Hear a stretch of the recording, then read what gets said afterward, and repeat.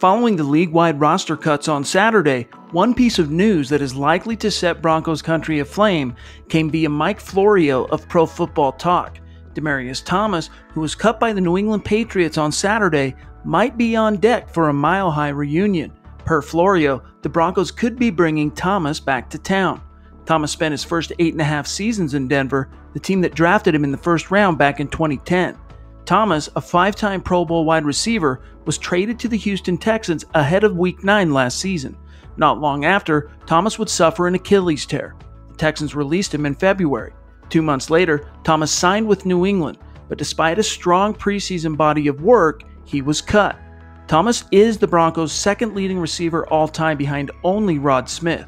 For his career, Thomas has hauled in 688 receptions for 9,330 yards and a whopping 62 touchdowns. He's so close to that pivotal milestone all veteran receivers yearn for, the 10,000 club. Thomas needs just 670 receiving yards to get there. If PFT's report is true, Thomas would step onto a Broncos roster replete with young receiver talent. I'm not sure who the odd man out would be, but let's just say River Craycraft had better not get comfortable.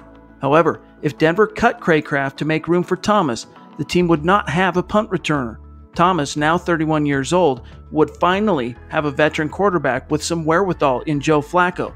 Who knows whether the two could make some magic? Flacco does have a strong history of throwing to prolific veteran wideouts.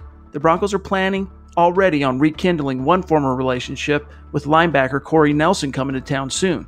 Could Demaryius Thomas be number 2? Only time will tell, but something tells me Broncos country would be absolutely stoked to welcome DT back to the Mile High City. For Mile High Huddle and the Maven, I'm Chad Jensen.